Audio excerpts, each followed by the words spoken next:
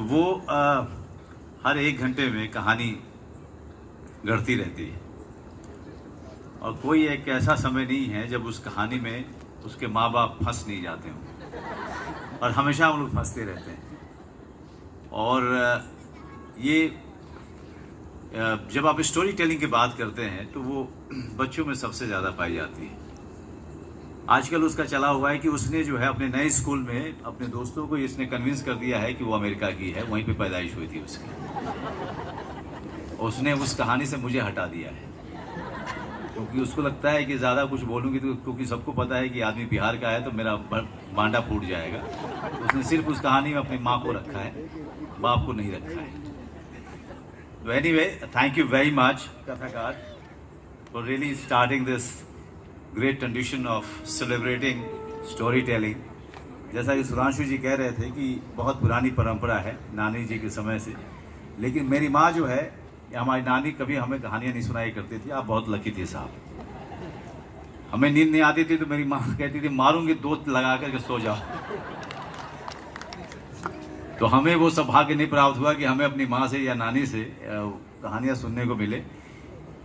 लेकिन जो रंगमंच पे हमारा एजुकेशन हुआ, जो चीज़ें पढ़ी हमने, जो सुनी और कथावाचक लोगों के बारे में जाना, समझा, उनको देखा, और तब जाके पता चला कि जब इंसान की शुरुआत हुई थी, जब इंसान अपने पूरे अस्तित्व में आया था, तो वो शिकार करने जाता था अपना खाना जुगाड़ करने के लिए, अपने परिवार के लिए। तो शिकार करके जब वो आता था, खाना लेके आता था, तो वो कैसे, वो एंटरटेनमेंट का समय क्या होता होगा? वो एंटरटेनमेंट यही होता होगा कि जब आदमी अपने घर पे आता होगा, अपने परिवार वालों को वो सारे किस्से कहानियां बताता होगा शिकार मारने के, या खाना कैसे उसने जुगाड़ किया उस जंगल में, और कैसे उस चैलेंजेस को, सारी चुनौतियों का सामना करते हुए वो खाना लेके आया। इस पे एक पूरी की पूरी कहानी वो लोगों के सामने, अपने परिवार वालों के सामने, गांव वालों के सामने वो गढ़ता होगा या सुनाता होगा।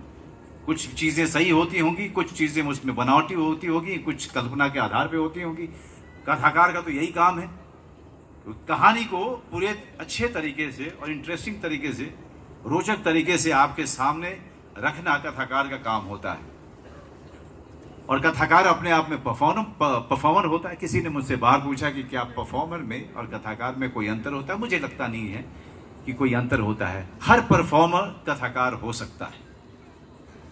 और गाहे बगाहे जब हम लोग थिएटर कर रहे थे, या हम लोगों को थिएटर की ट्रेनिंग चल रही थी, या अभिनय की शिक्षा हम लोग ले रहे थे, तो गाहे बेगाहे कहीं ना कहीं हम लोग एक कथाकार बनने की भी शिक्षा ले रहे थे। एक कवि अपने आप में बहुत बड़ा कथाकार होता है, क्योंकि, लेकिन अलग इसलिए लगता है क्योंकि उसमें सुर होता है, ताल होता है, और सारे लाइनों को अलग ढंग से वो उसको सजाते हैं और एक दृश्य खींचते हैं। और इस शाम में मुझसे ये अनुरोध किया गया था, क्योंकि रश्मि रथी मैं लगातार पढ़ता रहा हूँ और बचपन से उसको रिसाइट करने का एक मौका मिलता रहा है। तो इस शाम में रश्मि रथी के वही प्रसंग आपके सामने पढ़ूंगा कि उसमें पता चलेगा कि दिनकर साहब कितने बड़े कथाकार थे।